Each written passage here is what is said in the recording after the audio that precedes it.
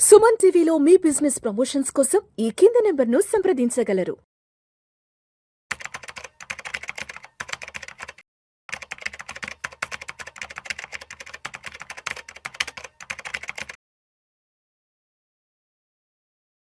అనిల్ గారు నమస్తే సార్. నమస్తే అండి.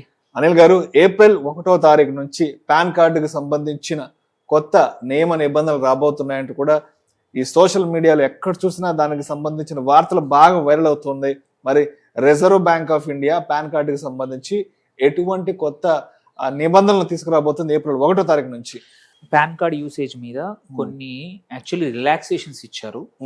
ఏప్రిల్ 1 నుంచి కొత్త రిలాక్సేషన్స్ అనుకోండి, కొన్ని వెసులుబాట్లే కంపల్సరీ నా ఉద్దేశంలో మాత్రం కొన్ని కేసుల్లో. ఒకటి అన్నిటికన్నా ఇంపార్టెంట్, ఇప్పుడు మనం బ్యాంక్కి వెళ్తే 50,000 రూపాయల కన్నా ₹1 ఎక్కువ డిపాజిట్ చేయాలన్నా పాన్ కార్డ్ కోట్ చేయాల్సిందే, పాన్ కార్డ్ ఇవ్వాల్సిందే, అంటే పర్ ట్రాన్సాక్షన్. సో ఇప్పుడు అలా కాకుండా ఈ ఏప్రిల్ 1 నుంచి 50,000 ఒక ట్రాన్సాక్షన్ కాకుండా సంవత్సరం మొత్తానికి నువ్వు క్యాష్ 10 లక్షలు అన్ని అకౌంట్స్లో, మళ్ళీ ఒక అకౌంట్ కాదు, నీ పేరు మీద ఉన్న అన్ని అకౌంట్స్లో కలిపి 10 లక్షల కన్నా ఎక్కువ క్యాష్ విత్డ్రా చేసినా ఆర్ క్యాష్ డిపాజిట్ చేసినా అప్పుడు మాత్రమే పాన్ కార్డ్ ఇవ్వాల్సి వస్తుంది. సో అంటే ప్రతిసారి వెళ్ళినప్పుడల్లా 50,000-60,000 చేశారంటే ఒక కార్డ్ ఇవ్వాల్సిన అవసరం ఈసారి ఇప్పుడు ప్రతిగా పడకపోవచ్చు. కాకపోతే ఇంతకుముందు ఉన్న లిమిట్ ఏదైతే ఉందో 10 లక్షల లిమిట్ అదే ఉంది, బట్ ఇండివిజువల్ ట్రాన్సాక్షన్ లిమిట్ పోయింది. సో దీనివల్ల ఏంటంటే చాలా మందికి ప్రతిసారి బ్యాంక్ దగ్గరకు వెళ్ళి ఒక పాన్ కార్డ్ చూపించడం అనేది, ప్రతిసారి 60,000 డిపాజిట్ చేసినా, 70,000 రూపాయలు డిపాజిట్ చేసినా, ₹1,00,000 డిపాజిట్ చేసినా అనేది సంవత్సరం పొడుగున అవసరం లేదు. ఈ 10 లక్షలంత వరకు ఏమీ అవసరం లేదు. 10 లక్షలు దాటితేనే ఒకసారి మనం పాన్ కార్డ్ ఇస్తే సరిపోతుంది అనమాట. దీనివల్ల చాలామందికి బ్యాంకింగ్ యూజర్స్ అందరికి కూడా, వినియోగదారులందరికీ కూడా ఉపయోగకరమే, చిన్న చిన్న వాళ్ళకి అందరికి కూడా. కాకపోతే ఏంటంటే హై వాల్యూ క్యాష్ మూవ్మెంట్స్ అయితే మాత్రం ట్రాకింగ్ ఎప్పుడు జరుగుతూనే ఉంటుంది. 10 లక్షల కన్నా ఎక్కువ క్యాష్ను ఒక సంవత్సరంలో తీసావంటే it will start reporting to, అంటే మీరు పాన్ కార్డ్ కూడా ఇవ్వాల్సి వస్తుంది, పాన్ కార్డ్ మీద రిఫ్లెక్ట్ అవుతుంది అనమాట. దట్ ఈస్ రూల్ 1, కొత్త రూల్. దెన్ రూల్ 2 ఏంటంటే, this is related to real estate. ఇల్లు కొనడం ఆర్ ప్లాట్లు కొనడం ఆర్ ఫ్లాట్లు కొనడం ఏవైనా సరే, ఇంతకు ముందు 10 లక్షల కన్నా ₹1 ఎక్కువ ట్రాన్సాక్షన్ ఉన్న పాన్ కార్డు మ్యాండేటరీ ఉండింది. 10 లక్షల కన్నా ₹1 ఎక్కువ, అంటే 10 లక్షల కన్నా తక్కువ ఉంటే నువ్వు పాన్ కార్డు ఇవ్వాల్సిన అవసరం ఇంతకుముందు లేకుండింది. బట్ ఇప్పుడు అదేంటంటే, ఇప్పుడు చిన్న ప్లాట్ ఎక్కడ కూడా 10 లక్షల కన్నా లోపల ఒక ప్లాట్ ఏది లేదు రియల్ ఎస్టేట్ ట్రాన్సాక్షన్. సో ఏంటంటే గవర్నమెంట్ ఇప్పుడు ఆర్బీఐ ఏం చేసిందంటే ఏప్రిల్ 1 నుంచి ది లోవర్ లిమిట్ని 20 లక్షలు చేసింది అనమాట. అంటే 20 లక్షల కన్నా తక్కువ ఉన్న ఏ రియల్ ఎస్టేట్ ట్రాన్సాక్షన్ చేసినా నీ పాన్ కార్డ్ ఇవ్వాల్సిన అవసరం లేదు. సో ఇది మంచి అడ్వాంటేజ్.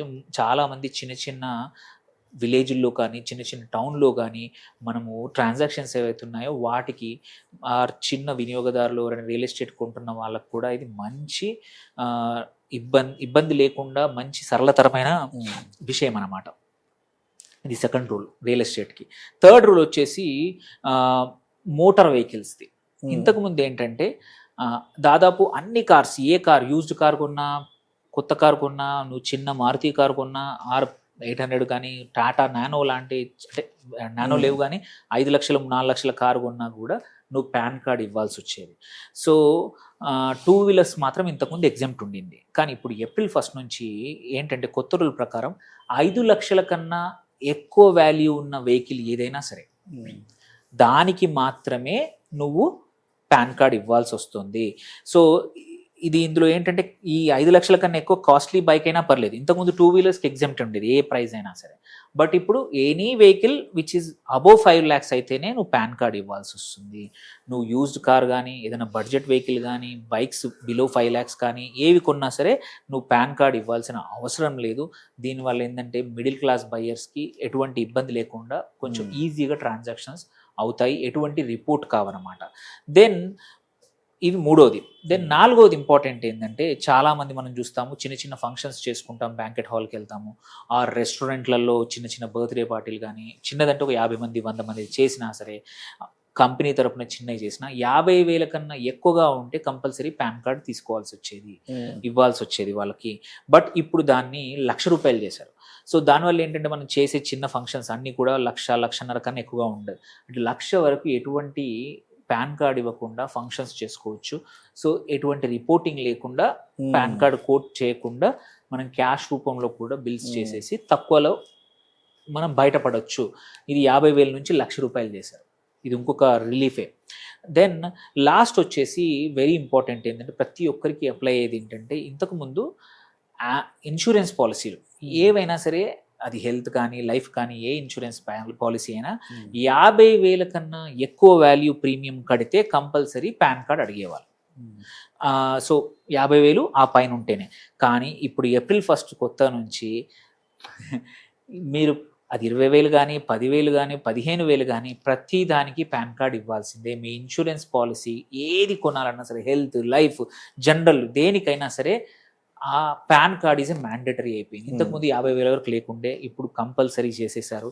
ఇది ఒక్కటి మాత్రం ఏంటంటే ఎందుకు చేశారు అంటే మోస్ట్లీ నామినీ రీజన్స్ కోసం. చాలామంది కరెక్ట్గా మెచ్యూరిటీ అయినప్పుడు ట్రాక్ చేయలేకపోతున్నారు, ఆర్ గవర్నమెంట్ ట్యాక్సెస్ మిస్ అవుతా ఉంది, ఎవరు ఎన్ని పాలసీలు చేస్తున్నారో అర్థం కావట్లేదు.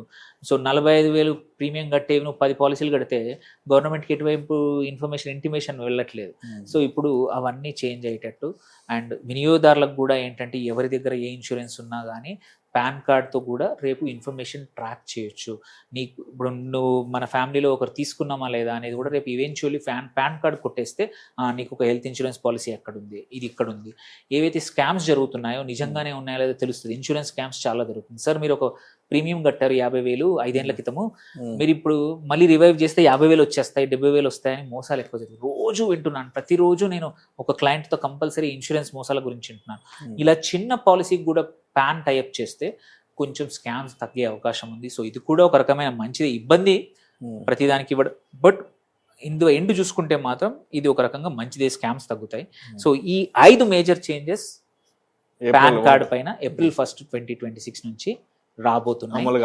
ఇందులో ఎక్కువ మటుకు మంచివి తప్ప చెడ్డవి తక్కువ ఉన్నాయి. యూజువల్లీ మనము